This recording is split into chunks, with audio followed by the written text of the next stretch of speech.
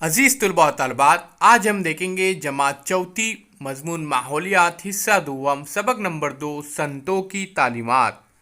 उससे पहले चैनल को सब्सक्राइब ज़रूर कीजिए, बेल आइकॉन के बटन को भी प्रेस कीजिए। तो चलिए शुरू करते हैं सबक नंबर 2 संतों की तालीमात के बारे में। इससे पहले हमने देखे थे शिवाजी महाराज की पैदाइश से पहले का महाराष्ट्र। तो चलिए अब इस सबक के बारे में हम मालूमात हासिल करते हैं।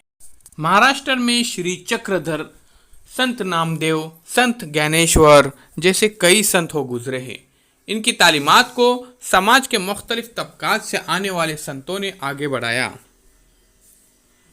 अब यहाँ पर देखिए, आपके सामने जो तस्वीर है यह है श्री चक्रधर स्वामी की।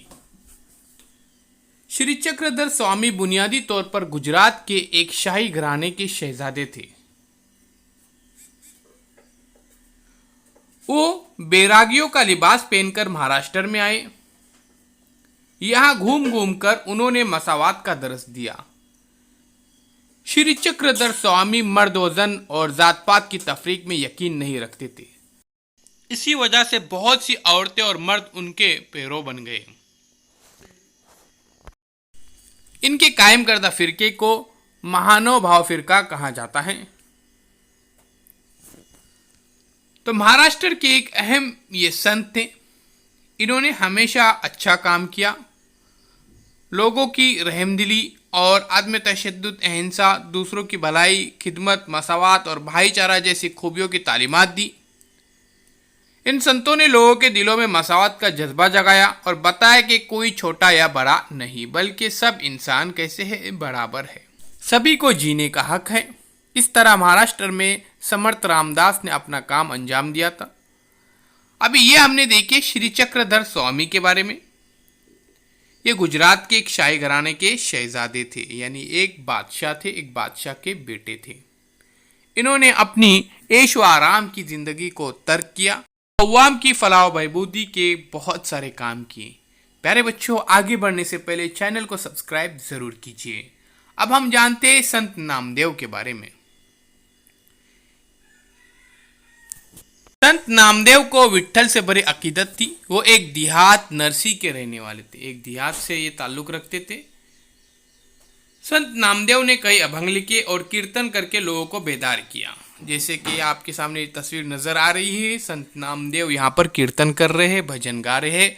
उन्होंने पूरे महाराष्ट्र में घूम घूम कर भागवत धर्म फैलाया और लोगों को भक्ति की तालीम दी। अजीज तुलबा और तलबात, हम देख रहे हैं महाराष्ट्र में संतों की तालीमात। अगर आपने अभी तक चैनल को सब्सक्राइब नहीं किया तो ज़रूर सब्सक्राइब कीजिए, बेल आइकॉन के बटन को भी प्रेस कीजिए। अब हम जानते हैं संत ज्ञानेश्वर के बारे में। ये जो तस्वीर है यह है संत ज्ञानेश्वर की। संत ज्ञानेश्वर आपे गांव के रहने वाले थे।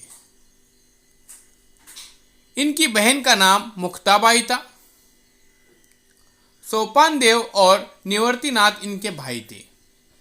उस वक्त के पुराने ख्यालात के लोग इन भाई बहनों को सन्यासी की औलाद के नाम से पुकारते थे, क्योंकि इनके वालिद ने घर बार छोड़कर सन्यास ले लिया था। लेकिन कुछ अरसे के बाद वो अपने गुरु की हिदायत पर घर वापस आकर जिंदगी बसर करने लगे। यह अमल जो था वो लोगों को पसंद ना आया।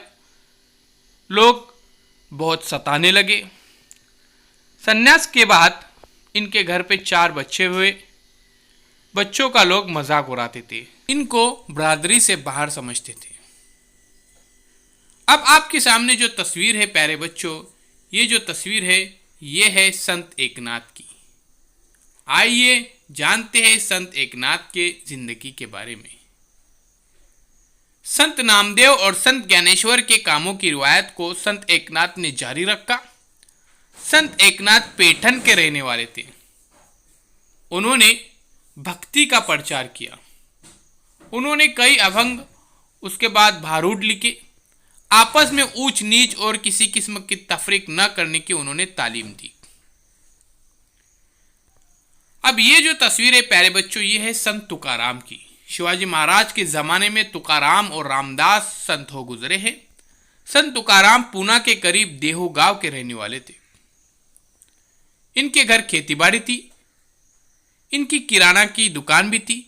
इनके आबा-ओ-अजदाद मजबूर और ज़रूरतमंद लोगों को कर्ज दिया करते थे, लेकिन तुकाराम ने कर्ज की वसूलियाबी के अपने हिस्से के खाते इंद्रायणी नदी में गर्क कर दिए और बहुत से लोगों को कर्ज से मुक्ति दिला दी। तो ये अजीम कारनामे हम देख रहे संतों के बारे में। अब ये जो शख्सियत है ये है समर्थ रामदास। इसी ज़माने में महाराष्ट्र के कोने कोने में रामदास के नारे जय जय रघुवीर समर्थ की गूंज सुनाई देती थी। मराठवाड़ा में रामनवमी के दिन गोदावरी के किनारे पर वाक़ गांव जाम में इनका जन्म तो हुआ। रामदास का असली नाम नारायण था, मगर वो खुद को राम का दास कहा करते थे। उन्होंने अपनी किताब दासबूत के जरिए लोगों को बड़े कीमती उपदेश दिए थे, अच्छे ख्यालात और अच्छे अमल की तालीम दी। संतों और बुजुर्गों की तालीम से लोग बेदार हो गए, मजहब का एहतराम बढ़ा और लोगों ने अपने आप पर भरोसा करना सीखा।